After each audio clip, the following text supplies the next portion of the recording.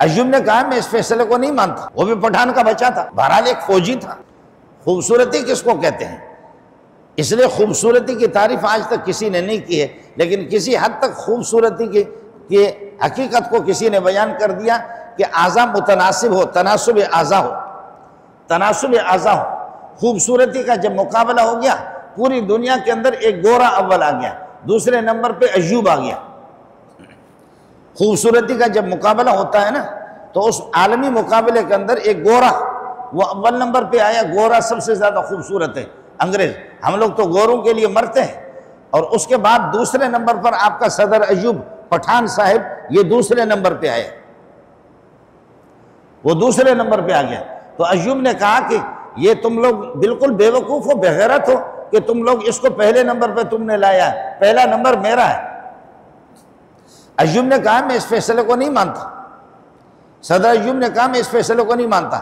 لوگوں نے کہا کیوں نہیں مانتے؟ انہوں نے کہا کہ خوبصورتی کہتے ہیں اعضاء کے تناسب کو، یہ سفید تو ہے لیکن ناک کو تو دیکھو، ناک ہے یا پسا ہوا ٹماٹر ہے، اس کی ناک کو تو دیکھ لو۔ خوبصورتی تو کہتے ہیں تناسب اعضاء کو، اعضاء کے آنکھوں کو دیکھو، پیشانی کو دیکھو، ناک کو دیکھو، ہاتھوں کو دیکھو، بدن کو دیکھو، کداوری کو دیکھو، ہونٹوں کو دیکھو، تناسب اعضاء کو، اعضاء کی مناسبت۔ ایک آدمی بہت خوبصورت ہے، ناک اس کا اس طرح ہے جیسے کہ بطخ کا اللہ آپ کا بھلا کریے کہ چونچ ہوتا ہے، اسی طرح وہ کون سے خوبصورت ہے تو خوبصورت، اللہ آپ کو بھلا سفید تو ہے لیکن یہ کہ ناک اس قسم کا لگا ہوا، اس کو کیا کرو گے؟ ہے بہت خوبصورت ہے لیکن کان اس کے اس قسم کے کہ یہاں لڑک رہے، ایسے کان ہے، وہ کون سا خوبصورت ہو گیا؟ چہرہ ہے تو خوبصورت سفید قسم کا، لیکن یہ کہ خود ادھر سکڑا ہوا ہے، پیشانی اس کی اتنی لمبی ہے، اس کو کیا کرو گے؟ خوبصورت ہے لیکن آنکھیں اس کی ٹھیڑی ٹھیڑی ہے، وہ کیا ہوگا؟ سفید ہے لیکن آنکھیں ٹھیڑی ٹھیڑی ہے، اس کو کیا کرو گے؟ ہے قداور قسم کے لیکن ہاتھ اس کے اس قسم کے، اس کو کیا کرو گے؟ ہے قداور قسم کا لیکن یہ کہ چلتا ہے تو اس طریقے پر الٹا الٹا سلٹا سلٹا، یہ خوبصورت کہاں سے بنا؟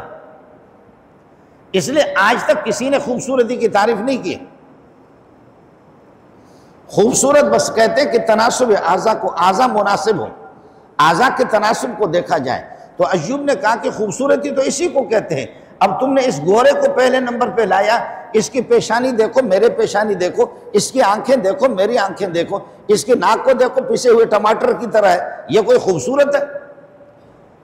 اس کے ہاتھوں کو دیکھو، میرے ہاتھوں کو دیکھو، اور اس کو مجھ سے کشتی کرا دو، جنگ کرا دو، اگر اس کا پخانہ ٹٹی نہ نکالوں مجھے بتا دینا۔ وہ بھی پٹھان کا بچہ تھا ایوب، اس نے کہا کہ اس میں تو سب کچھ ہاتھوں کا مسئلہ بھی آتا ہے، پیشانی کا بھی آتا ہے، آنکھوں کا بھی آتا ہے، اس گورے کو تم مجھ سے مقابلہ کراؤ، تمہارے سامنے اس کی ٹٹی نکال دوں گا، تمہیں پتہ چلے گا کہ کس طرح میرے ہاتھ کس قسم کے مناسب ہے، میری پیشانی کو دیکھو، میری آنکھوں کو بھی دیکھو۔ بہرحال ایک فوجی تھا، ایک آدمی تھا، وہ خوبصورت تو تھا، آپ کو پتہ بھی ہے۔ تو خوبصورت کہتے تناسب اعضاء کو۔